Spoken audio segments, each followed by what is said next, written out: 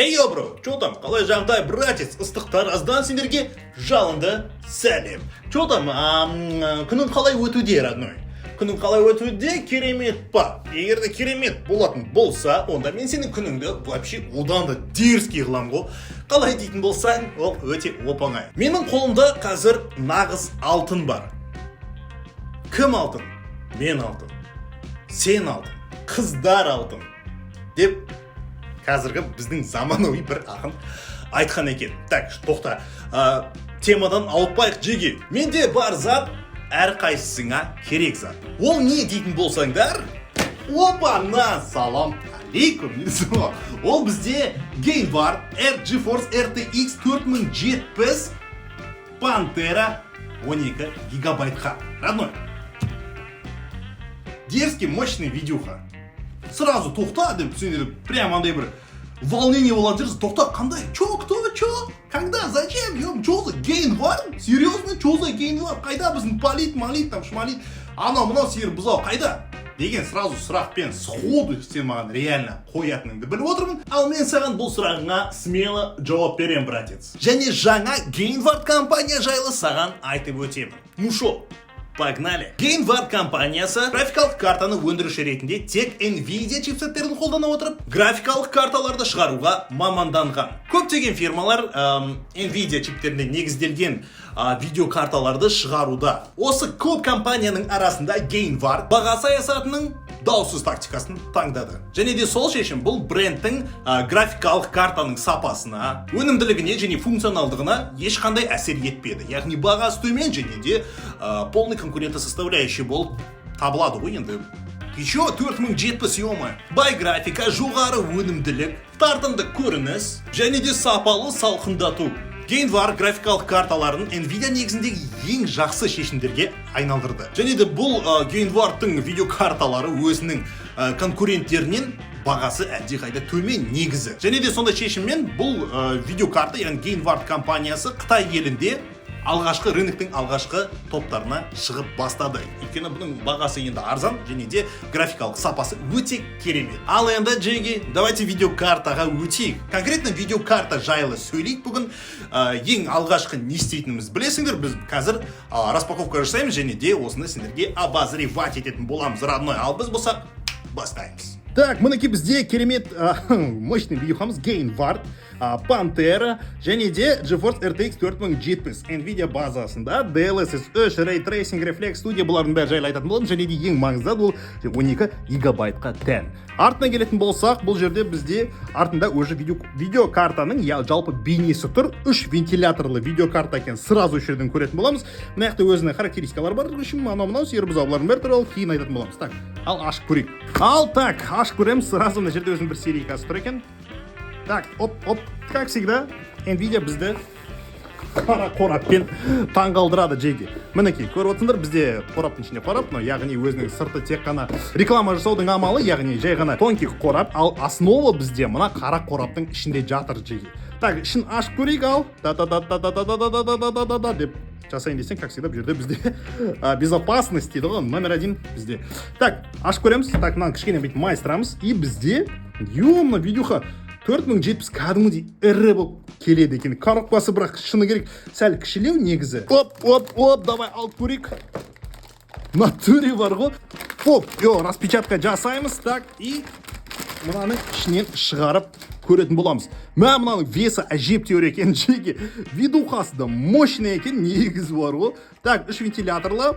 Так, не айтсам болады бұл жерде тағы да 8 пинді өзінің разъемы бар. Так, одан кейін барып мына жерде охлаждениесі енді мощный бұларын айтамаймын. Екесе аз энергия употреблять ететін видюхаға бұл енді базар жоқ. Топчик. Более подробно жеге және де тестті қазір ары қарай жасайтын боламыз. Ну чё, погнали! Ал жеге, красотаның арасында отырмыз. Маған ұнап отыр шыны керек бар ғой, өйткені кезінде бұндай видеокартаға жету мен үшін арман еді. Кәдімгідей арман, и және де қазіргі таңда мен өзімнің арманыма жеттім десек те болады. Өйткені керемет мощный видеокарталар всегда спроста жіктер. Всегда спроста ойнайтын жіктердің бәрі түсінеді. Оған қоса тағы да монтаж жасайтын адамдар да бұндай затқа тоже жетуін армандап жүргендері әлі талай. Бұл видеокарта, яғни бұл Gainward'тың видеокартасы жайлы мен не айта аламын? Мощный, сочный, дерзкий, резкий, гандбол, футбол, волейбол, баскетбол и ең бастысы адам бол. Так, стоп. Темадан алып баратық жеги. Дальше жалғастырайық, натуре бар, оқа приколға айналып кетеді, но не подкаст айналып кетейін тұрынға, все. RTX 4070, 1440p, яғни 2К ойындарына арналған видеокарта. Өнімділік және энергия тиімділігі бойынша ең оңтайлы карта. RTX 4070 DLSS 3 қосылған 100 FPS және де одан да жоғары кадр жиілігімен және 1440 пиксель максималды сәулелік бақылау параметрлерінде гиперреалистік графикасы бар жаңа AAA сериялы ойындарда ойнап өткізуге мүмкіндік беретін карта. RTX 4070 сонымен қатар танымал бәсекеге қабілетті спорттық ойындарда 144 FPS және де плюс одан, яғни 144 FPS-тің жоғары кадр беретін. Бұл басқарудың жауаптылығын жақсарту үшін ең жоғары өнімділік деңгейімен танымал NVIDIA Reflex технологиясының арқасында 20 миллисекундтан төмен минималды кідірістерді қамтамасыз етеді. Дүние жүзіндегі ойыншылар жоғары кадр жиілігінде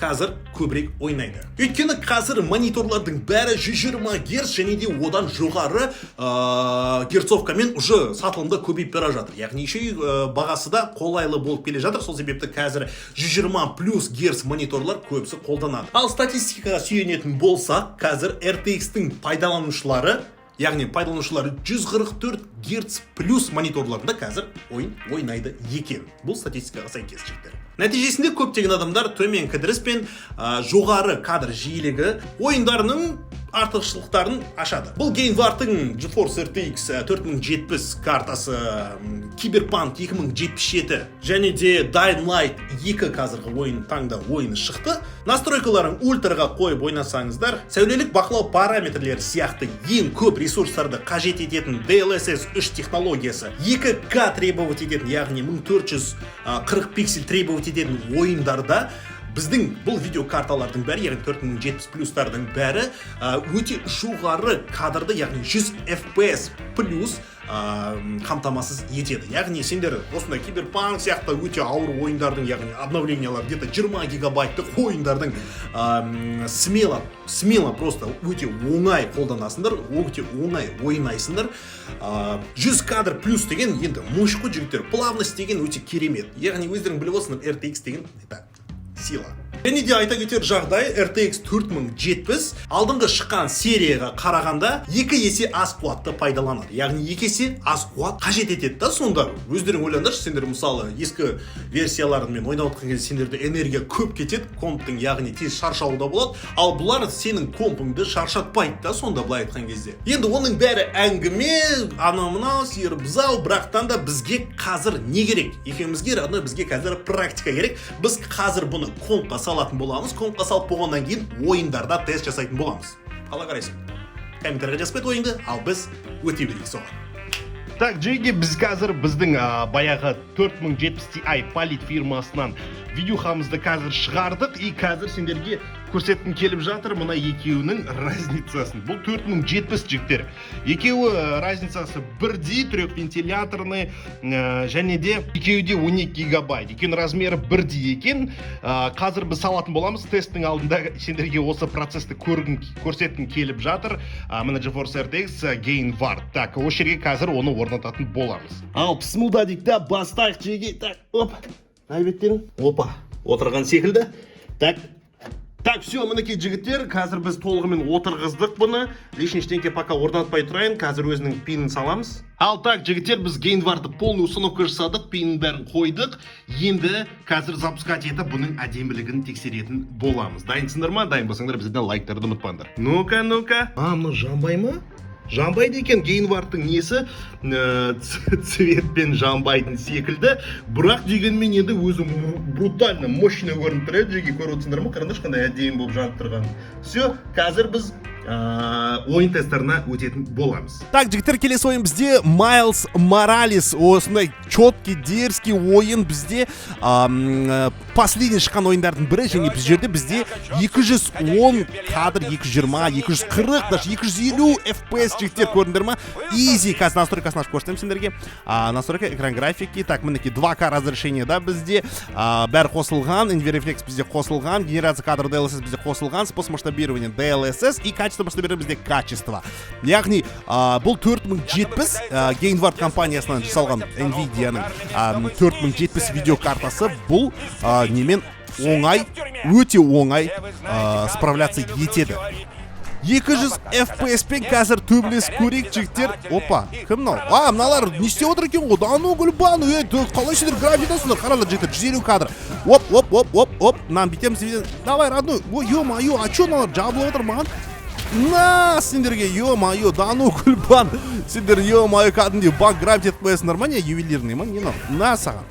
Болды ме? Болды, изи по ходу дела. Жоқ, мына жақта тағы да бар екен жігіттер. Ай. Оп. Қараңдаршы, 170 кадр. Қараңдаршы, қандай әдемі ойында 170 кадр смело біз ұстап отырмыз. И және де мына лучи солнца көрдіңдер ме? Трассировка лучей бізде родной.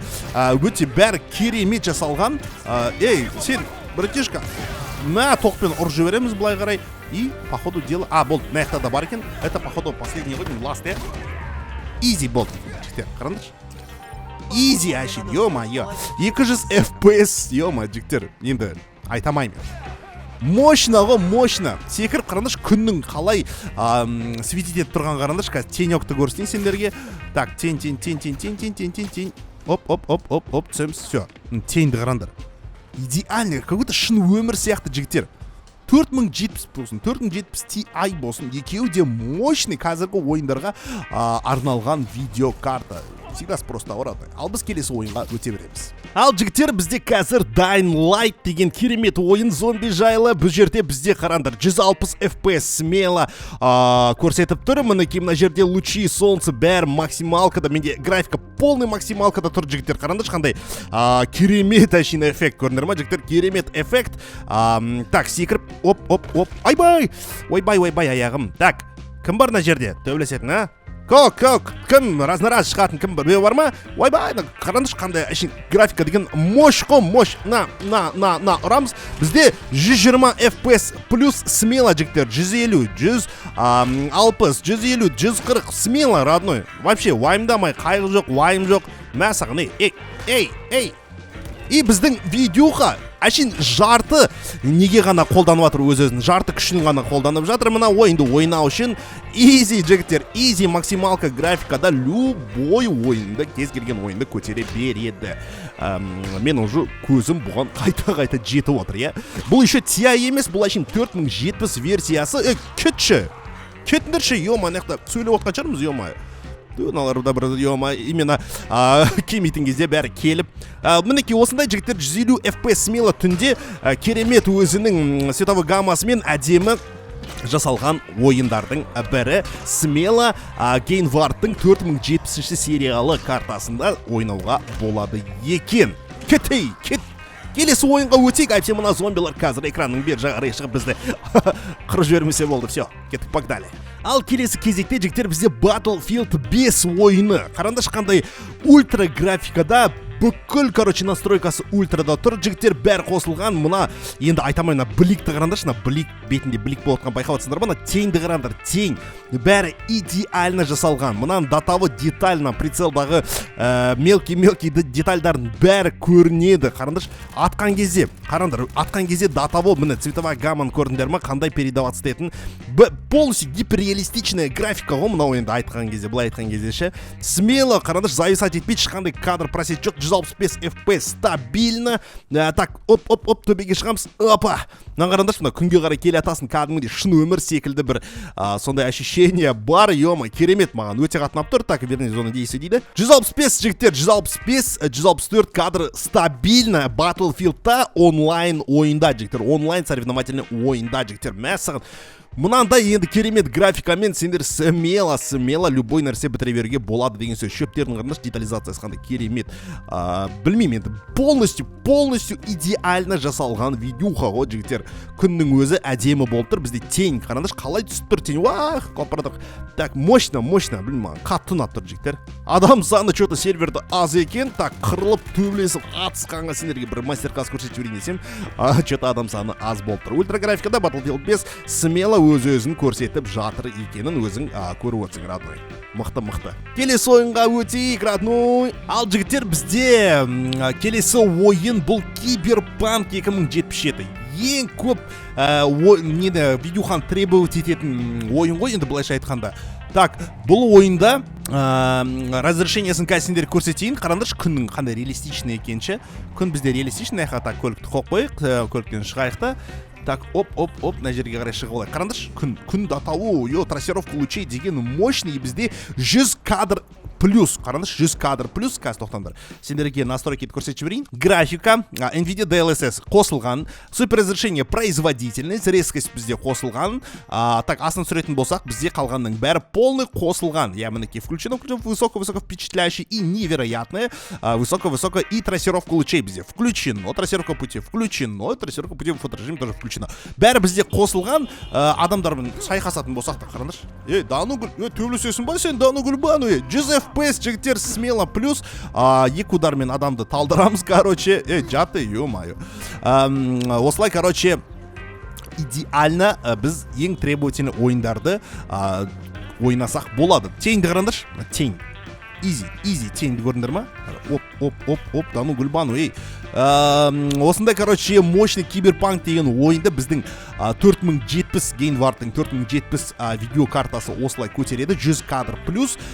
Easy ойнауға болады. Смело өтеміз. Бізге ештеңке мешать бермейді. Зависание жоқ. Наяқта кішкентай олар ма не, Дану Гүлбану? Ё-моё, братишка. Так, наяқта үлкен адамдармен бір-екі рет потасовка жасайық. Дану Гүлбан, шығасың ба? Или қашасың ба? На, ё-моё. Бізді, походу, коптар көріп қойды, жігіттер. Выдан ордер деді. Заявление жер, походу, ё-мынан қарандарды, дэв адамды. Бергел. Бір удардың құлаталан ба сен құлаталан? Жоқ, екі удар ұштап құлаттың ғой, ё-моё. На, Дану Гүлбану. Тоқта. Бізде полицейскийлар қуалап жатқан секілді. Ойбай. Қазір мына нені жарайық. Біздің патрульді жарайық. На, ойбай. Құлат жіберді ғой мен. Дану Гүлбану. 100 кадр, жігіттер, смело, 100 кадр полицейскийларды қазір, на саған, братишка, тоқтаңдар, қазір, қараңдаршы 100 кадрдан түспейді, бұл не деген сөз, бұл бізде, ойбай, так, не болды мынау? Дану Гүлбану, тоқта, на саған, на, все, мынаяқта да бар екен ғой. Баған жабылып отыр мына жерде, ё-моё, 100 кадр надо, жігіттер жабылыңдар деген шығар. Өйткені бұл, білесіңдер, ең багованный ойындардың бірі болды. Қазір обновалар шығып жатыр. Обнова шыққанға қарамастан біздің видеоға бұны смело көтере береді. Қанша жерден бұл жерде обнова қанша гигаға шықса да. Так, тоқта. Братишка, ё-моё, аналар бітпейтін сияқты ғой, что-то бізге в упор кеп атып отқан не, ё-моё, дробашпен. Жеге жабылмасаңдаршы, ё-моё. Ай, блин. Все.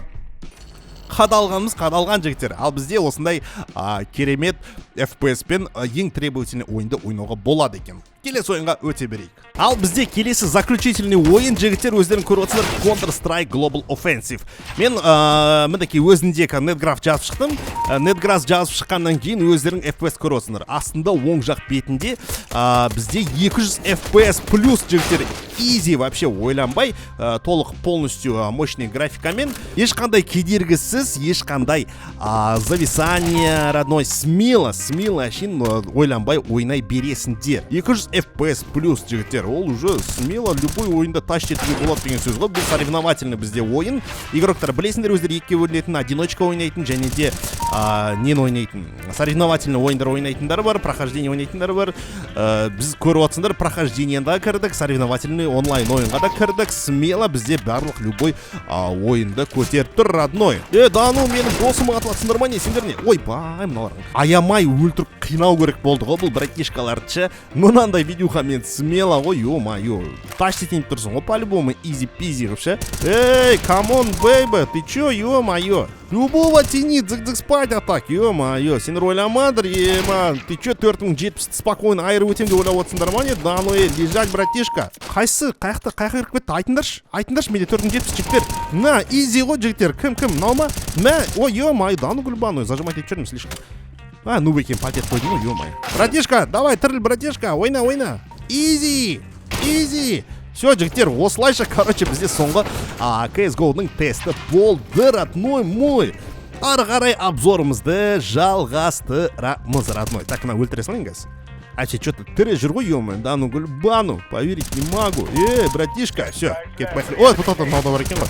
Ай, блин. RTX 4070 сонымен қатар барлық танымал қосымшаларда, яғни графикамен жұмыс істесең де, бейнелермен жұмыс істесең де, немесе 3D мен жұмыс істесең де, бұлмен жұмыс істеген өте ыңғайлы. Компьютерді жұмыс үшін қолданатындар, және де немесе шығармашылық үшін қолданатындар, яғни Premiere Pro или Photoshop деген сияқты программаларды монтаж жасап, яғни рендер жасайтын кезде, бұл қолданбалардың жеделдетілуін байқайды және де бағалайды. Өйткені мен мысалы YouTube'да қанша видео түсірем, бәрін монтаждайсың, отырып превью жасайсың, одан кейін рендер етесің, олардың бәрін баяғыда ескі видеокарталармен мен прям ұзақ отыратын, мысалы где-то бір 10 минуттық видеоның где-то бір 30 минут рендер етіп ескі видеокартамен.